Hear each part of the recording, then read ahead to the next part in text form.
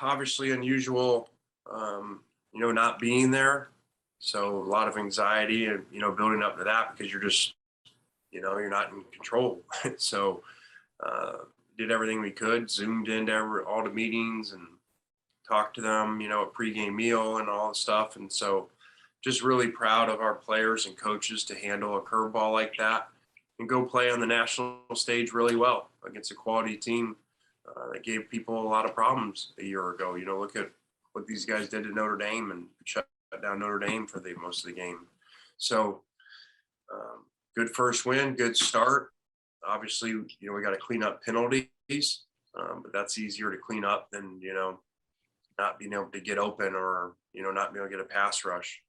So some really good things in the game to build on and some things to work on too. And obviously, we got to learn how to tackle differently, especially if, we go to the Big Ten. All right, Nick, you can start us off. First off, Lane, how are you feeling? It really is amazing what energy does, or whatever it is when you get into something, because I completely forgot about it when the ball was kicked, and so I forgot that I was sick. But I'm doing better. Thanks for asking. And I mean, obviously, the defense looked massively improved, especially in the first half. Just what did you see from them that allowed you guys to be so successful? They played it how we're supposed to. Obviously, we completely changed schemes than we did a year ago, and had not talked about it on purpose and waited for this game and whatever you want to call it, this 3 down and 2 linebackers and everybody else is DBs. So it's similar to some stuff that we played last year, Arkansas and Iowa State plays it, and just really thought it gives people problems in the offseason. So we went to it, and players bought in, and it paid off. Limited explosive plays, and saw a lot of guys running downhill hitting people. Michael, you can start. You can go next. Hey, Lane. In Ontario, I think he finished with 177 yards on 9 catches. I know we've talked a lot about guys like Braylon Sanders over the last few weeks. Can you just kind of take me through his performance and what getting him going really kind of does for this offense? Yeah, I mean, you never know when you play in these systems and they go to take away people, and we got a lot of soft coverage outside and really deep, which is, you wouldn't think statistically that was the case, but they stayed deep and didn't let us get behind them, and that takes away your outside receivers a little more. And so he's our slot, like Elijah was a year ago, so he ended up getting a lot more catches and opportunities. And 9 for 177 with 1 called back. So a really cool day by him.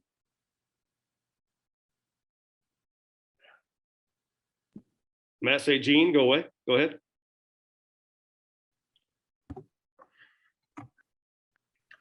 I guess I was supposed to wait for a mic or something like that. No, you're good. Go ahead. Okay. Coach Chance, transferred in from the Big Ten, and he was just flying all around the ball. What did you see from him tonight, and what kind of edge does he bring to that defense this year? Did a really good job. He's come in and been a good leader, and just been excited to have a veteran come in there and step up and play really well. And so that was great to see. And the whole defense, a lot of guys made plays in there, a lot of guys on this tackle list, and it was cool to see the players play well, and on top of that, to see the scheme come together and work well. Go ahead, Blake. Yeah, Lane, how did you feel like your players would handle your absence tonight, and did they meet or exceed those expectations? Well, I think head coaches get too much credit on things. I think in-game management matters. If you're on offense or defense and you get things changed in the game and help call plays, whatever, that matters. But the whole being there in your locker room speeches, that don't really matter. So, you can have some great locker room speeches and go out and they got better players and you don't matter. So I think part of it's overrated. But it was interesting to see. I mean, if they play like that without me on the road, I'm good with it. I just stay here. I'm already here. I don't got to travel back. I can already, watch Austin P film right now. Go ahead, Nick. Seemed like both Jarian and Henry kind of struggled, but Snoop was able to succeed. Just what kind of an edge did you see from him, and what was he doing so well?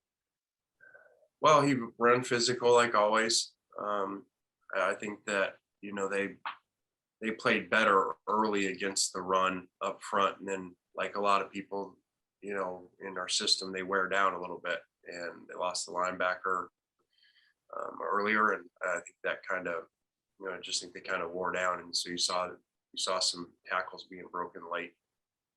Do you know what the process is for you getting back? Are you approved for next week, or do you have to test negative? Just kind of what is the process? I'm told that my days will be up, and I will at the last minute be there, whether that's Friday or Saturday morning, but I'll be there for the game. Go ahead, Michael. Lane, Matt took a couple of pretty big licks today. There's that one on 4th down where he picked it up, and there was one of the many targeting calls. But then I think he sat out for one play, and he scored on a keeper. Just how important is his toughness to what you guys want to kind of make your identity to be? Well, I think in all football, but especially college football, when you can pull the ball and be a threat, you don't have to be Lamar Jackson, but if you can pull the ball and be a threat, it changes how you have to play defense. So you saw that today. They were closing, and he pulled a couple and made significant plays on them. Those are not quarterback designed runs. Those are usually handoffs unless the defense takes it away. So I've said it all along. I think the guy's really special, and if he plays like this, guy gonna make a lot of money and go in top 10 picks. You can go ahead, Blake. Lane, who was actually the acting head coach on site tonight? There was not, there is not a rule that you have to do that. And I just felt like to take one of the guys out of the role they're in, Levy's so significant on offense and he's upstairs anyway. Durkin, we had this new defense and getting the adjustments for it, to take someone like that, and then they got to watch the other side and manage penalties and all that, I think would have hurt that side of the ball. So, we went over everything before. We've been together a year, so they know if there was communication with the refs, Coleman would do it because he was the easiest one because he could be on both headsets, offense and defense. So I think it worked pretty well. Okay, Matt.